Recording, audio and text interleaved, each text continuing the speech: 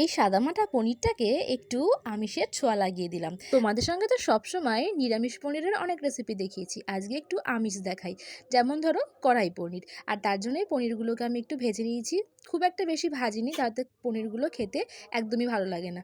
আর একটা ভাজা মশলা করে নিয়েছি, জিরে, ধনে, শুকনো লঙ্কা, গোলমরিচ আর এলাচ, দারচিনি, লবঙ্গ।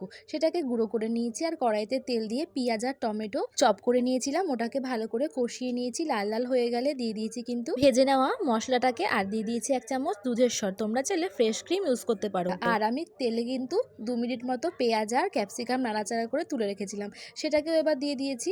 আর তারপরে খুব ভালো করে কষিয়ে নিয়েছি, লঙ্কার গুঁড়ো আর হলুদ দিয়ে সামান্য একটু জল দিয়ে তেল ছেড়ে গেলে দিয়ে দিয়েছি কিন্তু পনিরগুলোকে। 2 মিনিট মতো নাড়াচাড়া করে কিন্তু আমি হাফ কাপ মতো জল দিয়ে একটু ফুটিয়ে নিয়েছি।